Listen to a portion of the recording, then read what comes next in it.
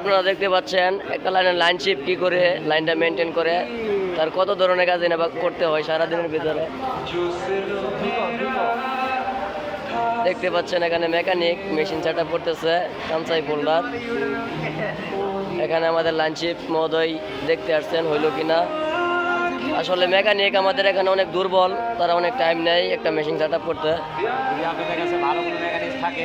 এই পর্যায়ে আমাদের লাইনশিপ খুবই ক্ষিপ্ত আমাদের মেকানিকের উপরে। আর যদি আপনাদের কারোর সন্ধানে ভালো কোনো মেকানিক থেকে থাকে তাহলে অবশ্যই র্যাপস ক্লথ লাইন লিমিটেড সাথে যোগাযোগ করবেন। আমি আমার লাইনশিপের নাম্বারটি স্ক্রিনে দিয়ে দিব, আপনারা চাইলে যোগাযোগ করতে পারবেন।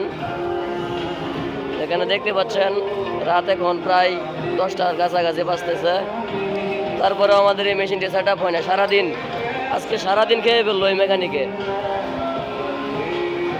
আমাদের লাইন শিপের কিন্তু জবাবদিহিতা আছে। কিছুক্ষণ আগে চেম্বারে নিয়েছিল জিএম স্যার। শত কষ্ট বুকে নিয়েও মুখে হাসি আমাদের লাইন শিপ, তাই আমরা তাকে অনেক ভালোবাসি।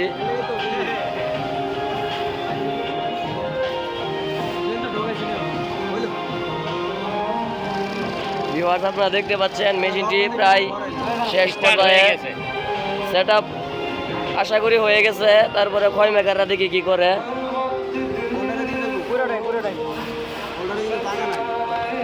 ভালো কথা, তোমার ইউটিউবের অবস্থাটা কি?